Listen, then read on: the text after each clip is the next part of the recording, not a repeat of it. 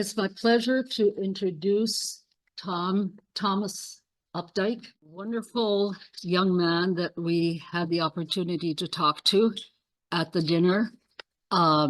Just to remind you, the dinner, our club and the Philadelphia club, a few other small donations from other clubs, funded a scholarship for a student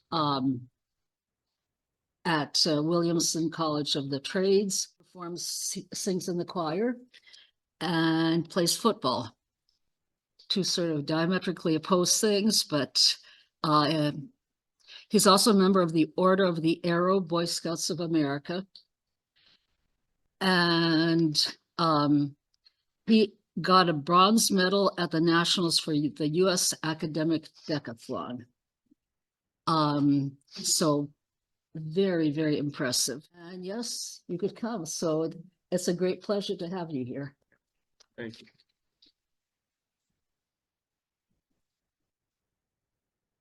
So I don't know how much you guys already know about Williamson. I know you guys have talked about it a little bit as you've probably deliberated whether or not you wanted to give a scholarship to the school.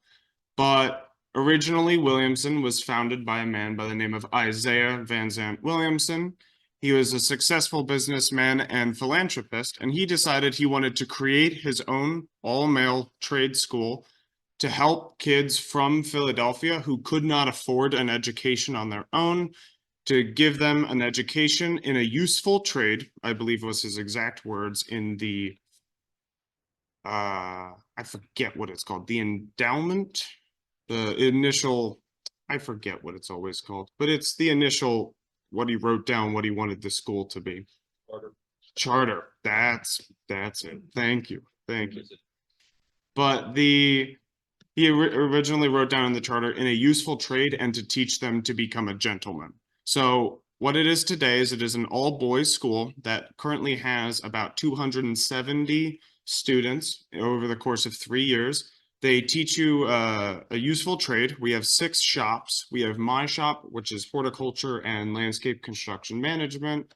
We have carpentry, masonry, and electrical as the construction trades. And we also have machine shop and machine tooling.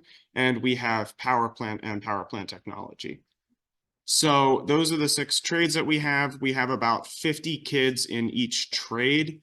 And we're coming to the end of a 5-year, we're making a new, we're adding a new 23 students to every class. We used to only enroll 101 people in every class. Now we have 124.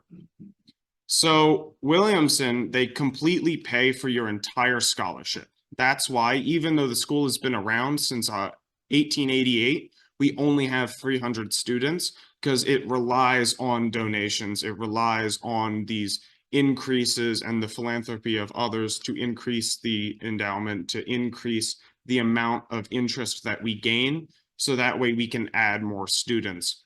That means that this last year, where we added 23 more students in each class, we've needed to add 2 new dorms, which house almost 100 extra people, because we're also going to be renovating new dorms that need to be renovated, that have been around since 1888. And then we also added the Wesley Student Activity Center, and we added the 6th and most recent shop, electrical shop. Now that's all what the college wants me to tell you.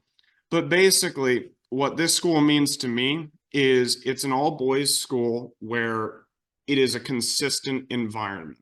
The people I'm with are the same people every day, and we do the same thing every day. We have the same schedule every day, which is great, because a lot of the people that I know that go there don't come from that sort of environment where they can live in a certain place and stay with the same friends for 3 years at a time, where they are able to wake up every morning and they're able to go and have breakfast at 6:30, where they're able to stay in that consistent environment. And I say that what they teach you at Williamson is great. It's what you would get from a normal community college teaching a trade, but the things that they add on are the things that are, like Chris said, the chores. I have details. So I have to every single morning completely clean the entire dorm room because they can come in there and check it. If they come in and my bed isn't made and I have my shoes sitting out in the middle of the floor, I'm getting points, meaning I might have to come in for a Saturday on grounds. So it's designed to put you in a place with a lot of rules, but a place that doesn't change. So that way, any individual changes you might want to make to yourself, whether it be trying to get a better diet, trying to work out more, trying to get better at your schoolwork or get better at a student activity like choir or football, you see an immediate change in who you are. You see an immediate change in how it affects your character, which is such a unique experience because we all know that life can clash with what you personally want to do. Now, it's not perfect because you still have a bunch of obligations, but it is the same consistent environment. And then the second thing is the fact that the people who work there want to do what is good for you, the student. A lot of these people came from community colleges where you would teach the student and then you would go home. You would teach a student and then you would go home. And they really enjoy being able to create the personal connection with the student because there are only 300 students and you see them all over the place. A lot of the actual teachers end up having to go on service trips with us. We do a week-long service week. So I got to go with the school nurse and one of the student life managers. So now when I'm working on a detail this year, I have to hand out all of the supply closet. I have to hand out all of the supplies for cleaning the dorms and so on. I'm working underneath that dorm life employee where she knows me by my first name and I'm able to work with her and I'm able to talk with her.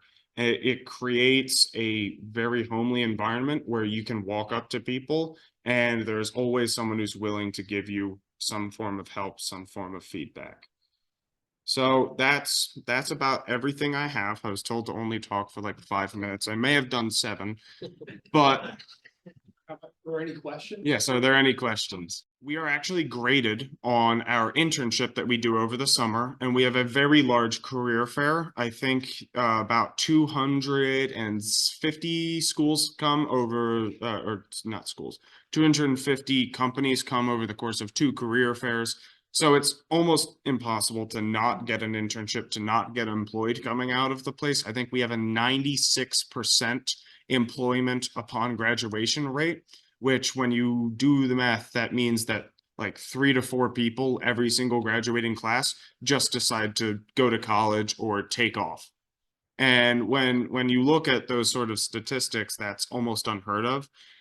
So what I did, I'm a junior, so this is my 2nd year at the college. Probably should have mentioned that in my initial little speech, but this is my 2nd year at the college. So my last internship, I worked at a company called Bates Landscaping in Phoenixville, PA, or Westchester as well. And I was able to learn from them. I met them at the career fair, and we actually have one of their sales directors is currently an adjunct for the school because she liked talking with me, because she liked the career fair, and because she knew Williamson before she even came to the career fair. And she's like, I want to be an adjunct here. So she's a very good design teacher. And that's what ended up happening. In order to get into Williamson, the charter, it was said, it needs to be young men who are financially unable to go to college on their own. So the first about 100 kids that get enrolled are all kids that are Pell eligible, and a good portion of them, I think close to 75%, are 100% full. They get the full maximum that they can from the Pell grant. And it's all men. And in order to apply, you have to be under the age of, or they might have just increased it. You have to think, I believe, be 21 when you start.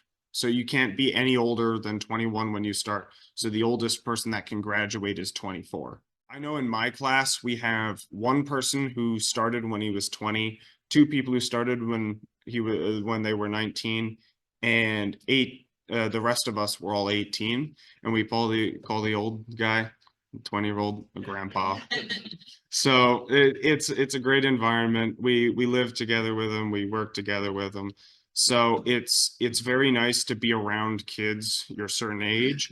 The only problem is we don't know who's gonna be there before we show up. So it's every single person I met there. I didn't know a single person before I went there, except for one guy that I went to high school with, and I didn't even know he was going.